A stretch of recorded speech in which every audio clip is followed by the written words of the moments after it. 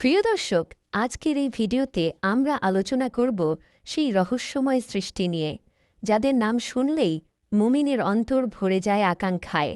আল্লাহ সুবহানাহু ওয়া তাআলা কোরআনে এবং রাসূলুল্লাহ সাল্লাল্লাহু আলাইহি ওয়াসাল্লাম হাদিসে আমাদের জানিয়ে দিয়েছেন জান্নাতি হুরদের সৌন্দর্যের কিছু ঝলক। কিন্তু প্রশ্ন হচ্ছে, তাদের গোপন অঙ্গগুলো কেমন হবে? কেমন হবে তাদের দেহ, তাদের রূপ, তাদের সৌন্দর্যের গোপন রহস্য?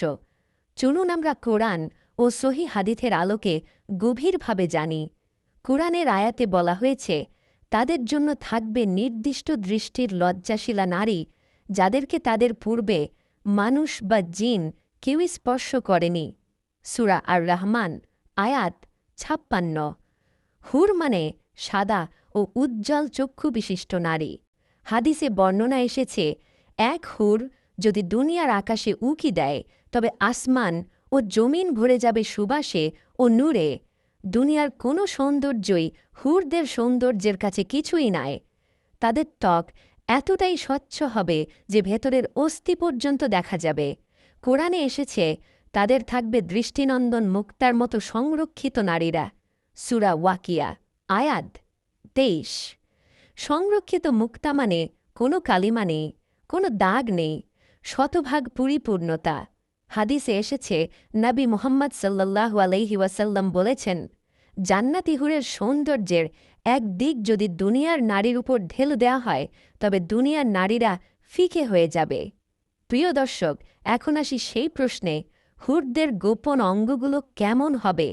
হাদিসে এসেছে, নবী মুহাম্মদ সাল্লাল্লাহু আলাইহি ওয়াসাল্লাম বলেছেন, জান্নাতের নারীরা হবে চিরকুমারী, তাদের হায়া ও পবিত্রতা কখনো কমবে না। ইবনে মাঝা।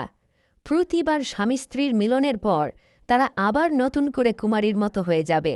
তাদের বুক হবে সুঠাম, গোলাকার, আকর্ষণীয়, যা আল্লাহ বিশেষভাবে মুমিন পুরুষদের জন্য সৃষ্টি করবেন। ইবনে কাসির তাফসিরে উল্লেখিত। তাদের দেহ থাকবে সুগন্ধি মেশানো মশকের মতো, কোনো ঘাম থাকবে না, কেবল সুবাস। প্রতিটি অঙ্গ হবে এতটাই নিখুঁত যে দুনিয়ার কোনো শিল্পী তার কল্পনাতেও আঁকতে পারবে না।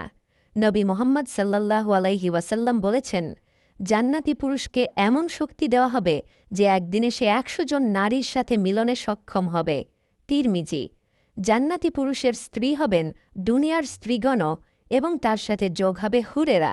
হাদিসে এসেছে, জান্নাতি পুরুষরা তাদের স্ত্রীদের কাছে গেলে স্ত্রীদের মাঝে থাকবে পূর্ণ ভালোবাসা, কোনো বিরোধ, কোনো ঈর্ষা বা হিংসা থাকবে না। কুরআনে বর্ণিত হয়েছে, তারা হবে চোখের দৃষ্টি সীমিত রাখা নারীগণ, অর্থাৎ তারা কেবল স্বামীর জন্যেই তৈরি।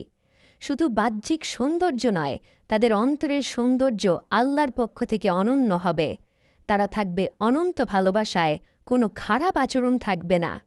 হুরের মধুর কণ্ঠস্বর এমন হবে যে তা শোনা মানেই আনন্দে ভরে যাওয়া। দুনিয়ার রানীদের, চলচ্চিত্রের সুন্দরীদের বা যে কোনো কল্পনার সৌন্দর্য হুরদের সামনে একেবারেই শূন্য।